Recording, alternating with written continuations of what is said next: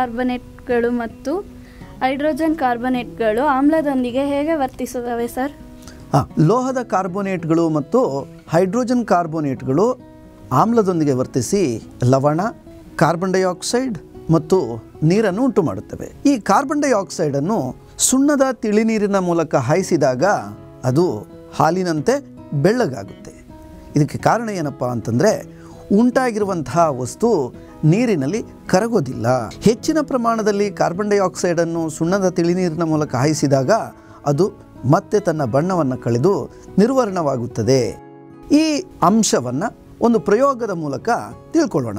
ಈಗ ಪ್ರಯೋಗಕ್ಕೆ ಬೇಕಾಗಿರುವಂಥ ವಸ್ತುಗಳು ಬೇಕಿಂಗ್ ಸೋಡಾ ಅಥವಾ ವಾಷಿಂಗ್ ಸೋಡಾ, ಹಾಗೆಯೇ ಒಂದು ಆಮ್ಲ, ಹೈಡ್ರೋಕ್ಲೋರಿಕ್ ಆಮ್ಲ, ಸಲ್ಫ್ಯೂರಿಕ್ ಆಮ್ಲ ಅಥವಾ ವಿನಿಗರ್ ಆದರೂ ಆಗಿರ್ಬೋದು. ನಾನಿಲ್ಲಿ ವಿನಿಗರನ್ನು ತಗೊಂಡಿದ್ದೀನಿ. ಈ ವಿನಿಗರಿಗೆ ನಾನೀಗ ಬೇಕಿಂಗ್ ಸೋಡಾವನ್ನು ಹಾಕ್ತೀನಿ. ಅಂದರೆ ಸೋಡಿಯಂ ಹೈಡ್ರೋಜನ್ ಕಾರ್ಬೋನೇಟ್. ಆಗೇನು ಉತ್ಪತ್ತಿಯಾಗುತ್ತೆ?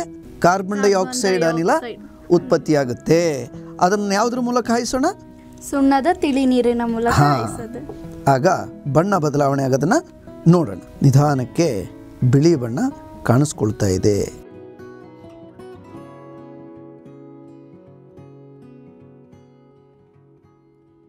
ಇನ್ನಷ್ಟು ಆಮ್ಲವನ್ನು ಸೇರಿಸಿದಾಗ ರಾಸಾಯನಿಕ ಕ್ರಿಯೆ ವೇಗವಾಗಿ ನಡೆಯುತ್ತದೆ. ದ್ರಾವಣ ಹಾಲಿನಂತೆ ಬೆಳ್ಳಗಾಗುತ್ತದೆ.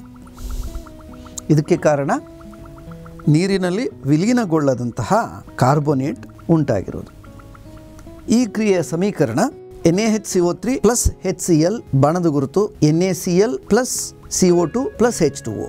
ಈಗ ಈ CO2 ಅಥವಾ ಕಾರ್ಬನ್ ಡೈಆಕ್ಸೈಡನ್ನು ಸುಣ್ಣದ ತಿಳಿನೀರಿನ ಮೂಲಕ ಹಾಯಿಸಿದ್ದೇವೆ. ಸುಣ್ಣದ ತಿಳಿನೀರಿನ ಸೂತ್ರ ಕ್ಯಾಲ್ಸಿಯಂ ಹೈಡ್ರಾಕ್ಸೈಡ್ CaOH2. ಹಾಗಾದರೆ ಈ ಕ್ರಿಯೆಯ ಸಮೀಕರಣ CO2 ಪ್ಲಸ್ CaOH2, ಬಾಣದ ಗುರುತು CaCO3 ಪ್ಲಸ್ H2O. ಇಲ್ಲಿ CaCO3 ನೀರಿನಲ್ಲಿ ಕರಗದೇ ಇರೋದರಿಂದ ಅದರ ಬಣ್ಣ ಹಾಲಿನಂತೆ ಬೆಳ್ಳಗಾಗಿದೆ. ಇನ್ನಷ್ಟು ಹೆಚ್ಚಿನ ಕಾರ್ಬನ್ ಡೈಆಕ್ಸೈಡನ್ನು ಈ ದ್ರಾವಣದ ಮೂಲಕ ಹಾಯಿಸಿದಾಗ ನೀರಿನಲ್ಲಿ ವಿಲೀನಗೊಳ್ಳುವ ಕ್ಯಾಲ್ಸಿಯಂ ಹೈಡ್ರೋಜನ್ ಕಾರ್ಬೋನೇಟ್ CaHCO3 ಉಂಟಾಗುತ್ತದೆ.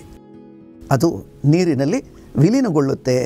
ಈ ಜಲವಿಲೀನಗೊಳ್ಳುವ ವಸ್ತು ಉಂಟಾಗಿರೋದ್ರಿಂದ ಮತ್ತೆ ಅದರ ಬಣ್ಣ ಮಾಯವಾಗುತ್ತೆ. ಇದು ಕೆಮಿಸ್ಟ್ರಿ ಮ್ಯಾಜಿಕ್.